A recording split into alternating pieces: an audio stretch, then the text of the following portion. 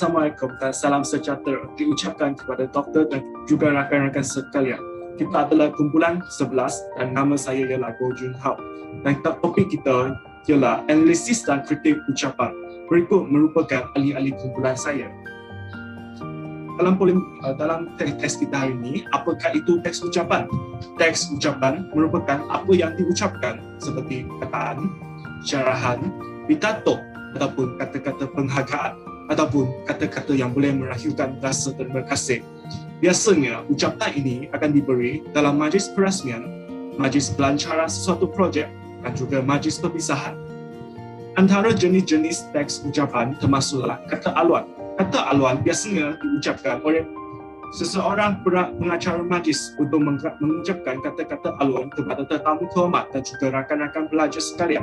Biasanya kita akan melihat ini semasa perhimpunan di sekolah menengah saya dahulu. Yang seterusnya adalah kata perasmian. Kata perasmian biasanya dikatakan oleh tetamu kehormat sebelum merasmikan sesebuah majlis. Yang ketiga ialah kata perpisahan, means goodbye. Apakah itu kata perpisahan? Kata perpisahan biasanya diucapkan semasa acara pengebunian, persaraan atau semasa kita dalam zaman sekolah dahulu, ada guru yang akan berpindah dan mengajar di sekolah lain. So kita akan mengadakan satu majlis perpisahan bersama beliau. Biasanya majlis perpisahan ini akan mengandungi biodata seorang yang sudah bersara ataupun sudah meninggal dunia dan juga kenangan bersama beliau. Okey, itu sahaja untuk bahagian saya. Saya akan pass kepada ahli kumpulan saya lain. Terima kasih. Sekarang, kita akan berbincang mengenai penyediaan teks ucapan. Sebagai seorang penulis teks ucapan, terdapat beberapa faktor yang harus dinilai sebelum memulakan penyediaan teks ucapan tersebut. Pertama, untuk siapakah teks ucapan tersebut disediakan adalah amat penting untuk seorang penulis teks ucapan mengetahui siapakah pembaca teks tersebut. Hal ini adalah kerana teks ucapan yang ditulis untuk pembaca mesti selari dengan 3 elemen ini, iaitu jawatan, perawakan dan juga latar belakang pendidikan pembaca teks ucapan tersebut. Kedua, siapakah audiens ataupun pendengar yang akan mendengar ucapan tersebut? Sebelum memulakan penyediaan teks ucapan, seorang penulis teks ucapan harus mengetahui siapakah audiens yang akan mendengar teks ucapan tersebut. Hal ini adalah kerana teks ucapan yang ditulis perlu sesuai dengan tahap pengetahuan ataupun tahap pemikiran pendengar teks ucapan tersebut. Sebagai contoh, jika kalangan audiens adalah dari kalangan pelajar sekolah menengah, maka bahasa dan juga isi teks ucapan tersebut perlu selaras dengan tahap pemikiran seorang pelajar sekolah menengah. Ketiga, siapakah tetamu yang akan menghadiri? Penulis teks ucapan perlu mengetahui nama tepat tetamu beserta jawatan beliau dan juga kedudukan tetamu yang diberikan oleh penganjur tersebut. Hal ini adalah kerana dengan mengetahui butiran-butiran ini, penulis teks ucapan dapat menyusun bahagian kata-kata aluan mengikut protokol dan tidak akan ada pihak yang berkecil hati sekiranya nama mereka tidak disebut ataupun jawatan yang disebut adalah salah. Terima kasih saya ucapkan kepada Kiri di atas pembintangan sebentar tadi. Nama saya Nur Hazika Ilmiah Baitul Muhammad dan saya akan menyambung pembintangan kami pada hari ini dengan menerangkan sedikit mengenai tujuan majlis. Baiklah, tujuan majlis amatlah penting dalam penyediaan penulisan teks ucapan dan ianya perlu diketahui dengan jelas oleh penulis agar memudahkan kerja dalam penyediaan penulisan teks ucapan. Ucapan alu-aluan yang disampaikan oleh penulis pada permulaan ucapan hendaklah menyentuh sedikit mengenai tujuan majlis. Tapi, sekiranya tujuan majlis tidak diketahui oleh penulis, maka penulis hendaklah melonggarkan sedikit isi teks ucapan agar tidak menyentuh isu-isu sensitif mahupun keluar daripada topik tujuan majlis pada hari tersebut. Baiklah, seterusnya saya akan menerangkan mengenai jangka masa ucapan. Jangka masa ucapan bergantung pada masa yang diperuntukkan oleh penganjur dan penulis hendaklah mengetahui dengan jelas masa yang telah ditetapkan oleh penganjur. Kebiasaannya, masa ini akan diberikan oleh penganjur lebih awal kepada penulis agar memudahkan dan proses penulisan teks ucapan oleh penulis. teks ucapan yang baik ialah teks ucapan yang mengikut masa yang telah ditetapkan. Sebagai contoh, sekiranya masa yang diberikan oleh penganjur ialah selama 5 minit, maka teks ucapan yang sesuai ialah teks ucapan yang mempunyai bilangan muka surat sebanyak 10 muka surat dengan saiz tulisan sebesar 12 serta langkawan sebanyak 2 baris. Itu sahaja daripada saya. Saya akan menyerahkan pembintangan kami pada hari ini kepada ahli kumpulan yang seterusnya. Terima kasih. Baiklah, sekarang saya akan sambung pembintangan kumpulan kami pada hari ini dengan topik seterusnya iaitu menulis kritikan terhadap ucapan. Jadi, pertama sekali terdapat beberapa tujuan untuk seseorang itu melakukan ulasan kritikal. Pertama, ulasan kritikal adalah ringkasan dan penilaian tentang sesuatu penulisan ucapan. Ia boleh dibuat terhadap sesuatu buku, bab mahupun ucapan. Dan seterusnya, untuk melakukan ulasan kritikal ini, teks yang anda ingin ulaskan perlulah dibaca secara terperinci dan seharusnya membaca teks lain yang berkaitan juga agar dapat membuat penilaian yang lebih adil dan saksama terhadap teks yang ingin diulaskan tersebut. Ya. Dan seterusnya, apakah yang dimaksudkan dengan kritikal? Jadi, kritikal kemungkinan besar apabila kita mendengar perkataan kritikal, mungkin yang berlalu di minda adalah kritikan secara negatif. Tetapi tak semestinya pengkritik adalah seseorang yang mengkritik secara negatif. Ulasan kritikal perlu supaya dapat mendapatkan informasi dan pendapat yang lebih jelas dan untuk menyatakan kehakiman terhadap teks. Dan kritikal juga perlulah diadakan supaya dapat memahami topik daripada perspektif yang berbeza. Contohnya dengan membaca teks lain yang berkaitan dengan sesuatu teks yang ingin anda ulaskan dan kaitkan teks tersebut dengan tugasan yang diberikan terhadap anda. Jadi, untuk menilai dan menghakimi, cara-caranya kita perlulah lihat dan nilai kekuatan dan kelemahan teks tersebut. Dan untuk melakukan perkara ini, kita bolehlah melihatnya pada kriteria yang spesifik. Contohnya, kita boleh lihat dari segi isi kandungan teks, tujuan teks itu ditulis kepada khalayak tertentu dan mengapa teks itu distrukturkan sebegitu rupa untuk menilai dan atau menghakimi teks tersebut. Seterusnya, untuk menganalisis, pertama, kita bolehlah membahagikan kandungan dan konsep teks kepada beberapa bahagian tertentu. Seterusnya, kita perlulah fahami bagaimanakah teks tersebut dikaitkan, dihubungkan dan mempengaruhi antara satu sama lain supaya kita dapat menganalisis teks tersebut dengan lebih jelas dan lebih menyeluruh. Kini saya ingin membincangkan tentang struktur penulisan ulasan kritikal. Jadi, untuk menulis ulasan kritikal, secara keseluruhannya, ia mempunyai struktur yang sama. Tidak kira ulasan kritikal yang pendek iaitu lebih kurang 1 muka surat ataupun ulasan kritikal yang panjang iaitu melebihi 4 muka surat. Tajuk kecil tidak perlu ditulis semasa melakukan ulasan kritikal. Namun, ia boleh memudahkan pembaca. Maka, digalakkanlah untuk menulis tajuk kecil semasa membuat penulisan ulasan kritikal. Jadi,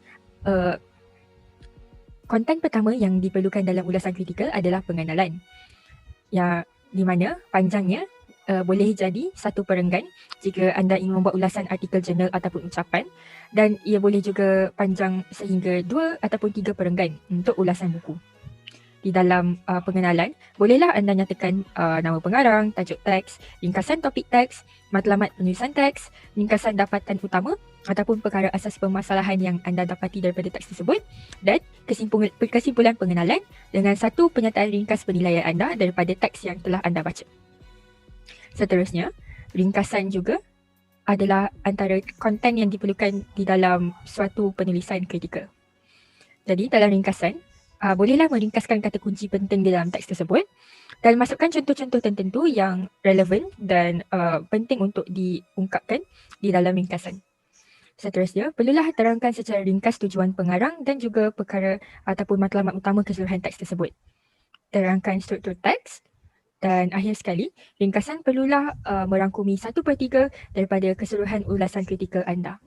Jadi inilah cara-cara untuk melakukan penulisan ulasan kritikal dan seterusnya saya akan menyerahkan pembentangan ini kepada rakan sekumpulan saya yang lain untuk menyambung pembentangan ini. Terima kasih.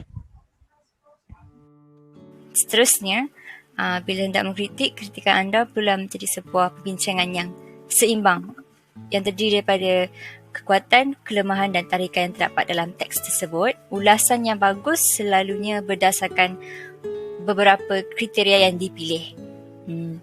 Dan anda haruslah memasukkan sumber-sumber rujukan yang lain untuk menyokong penilaian anda.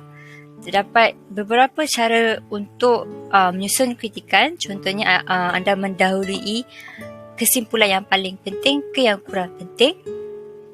Jika kritikan anda mempunyai ulasan positif yang lebih banyak, maka utarakan ulasan yang negatif dahulu baru yang positif.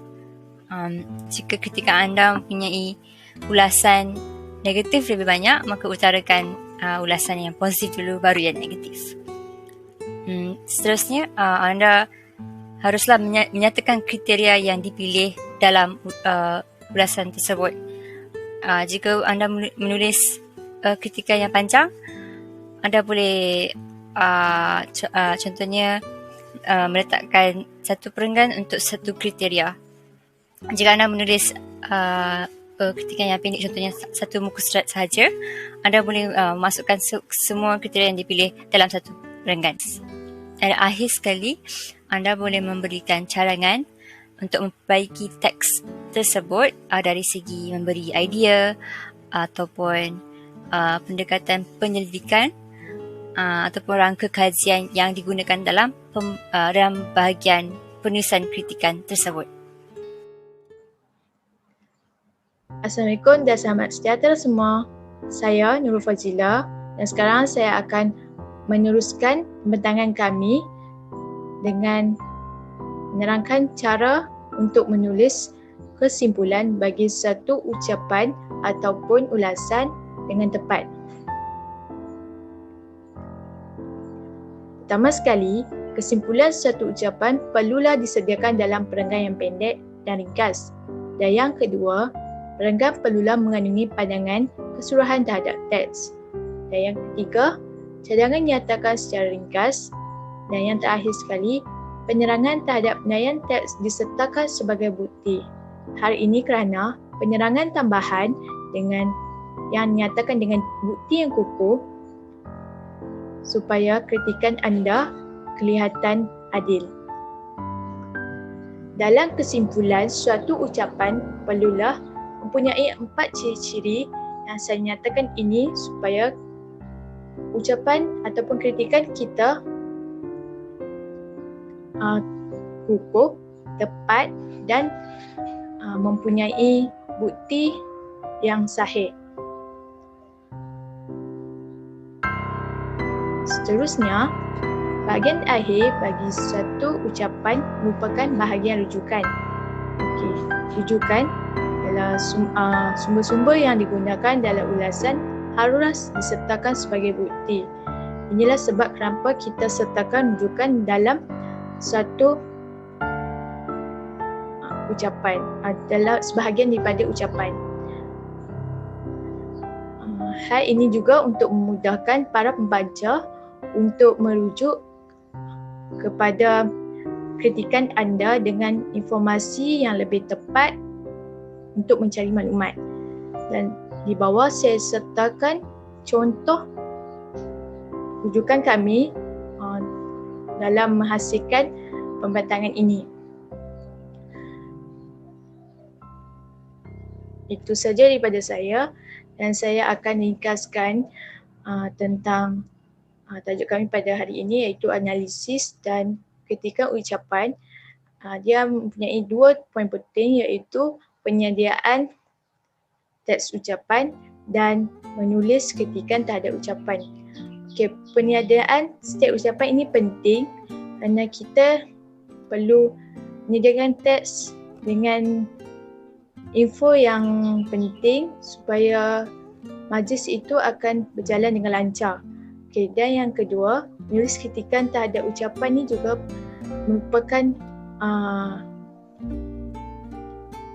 penulisan yang meringkaskan dan yang menilai penulisan suatu ucapan.